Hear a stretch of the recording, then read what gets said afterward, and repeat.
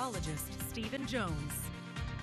Well, starting off with the time-lapse, you can see we had that great sunset and wall-to-wall sunshine today, and continuing with those clear skies going into tonight, dropping a good 20 degrees in the past few hours or so. And of course, going into about this 11 p.m. hour now, we're dropping pretty nicely to about 54 or so here in town.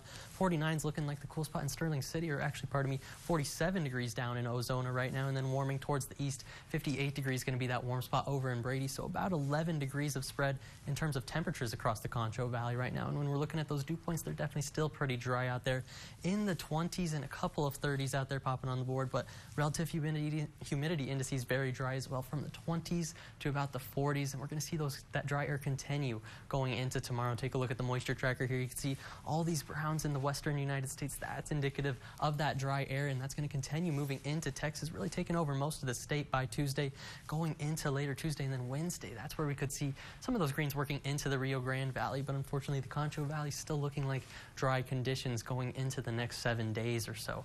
As we're going into the current satellite, you can see still dealing with some of that Pacific Northwest moisture working over the Rocky Mountains, and then towards the East Coast you can see this pretty good swirl going over the Great Lakes. That was responsible for all the severe weather that was going across the Sun Belt these past couple of days.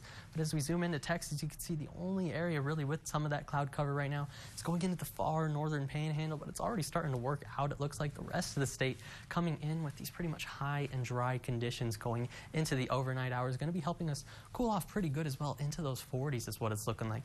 Futurecast going to show you these clear conditions. Really, the trend going to remain the same going into your Monday. Plenty of sunshine across the entire state. Maybe just a couple of those clouds up just to the north of Amarillo, but here in the Concho Valley, wall-to-wall sunshine, and it's looking pretty windy as we go into tomorrow as well. We'll take a look at the wind tracker in a second. Your Tuesday as well going to be pretty much that sunny conditions continuing to stay the same, but luckily by Tuesday we get a cold front that works in here, so temperature-wise, Monday versus Tuesday going to be looking quite a bit different. Take a look at the wind tracker here going into the overnight hours, looking like about 10 miles an hour or so from out of the west-southwest. But going into tomorrow, look at how they pick up 15 to 25 miles an hour out of the west, gusts possible up to 30 miles an hour going into the day tomorrow. They'll start to calm down pretty quickly by about that 6 p.m. hour to 7 p.m. hour and going into the overnight hours. But all this dry air and then those windy conditions going into tomorrow is leading to what's called that red flag warning in effect going in from about 10 a.m. to 6 p.m. tomorrow for the entire Concho Valley. So if you're dealing with anything flammable, especially these fireworks as we're getting close to the end of the new year, make sure you're just taking those extra precautions as we go throughout the day. Tomorrow's fires could quickly spread.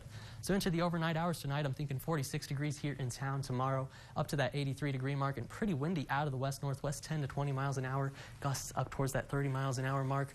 After we get through tomorrow, of course, that cold front works in, dropping us pretty good for New Year's Eve down to the 60s, starting off 2025 nice and cool in the 50s, and then that next warm-up ensues going into the first weekend of 2025 up to the mid-60s and even that 70-degree mark by Sunday.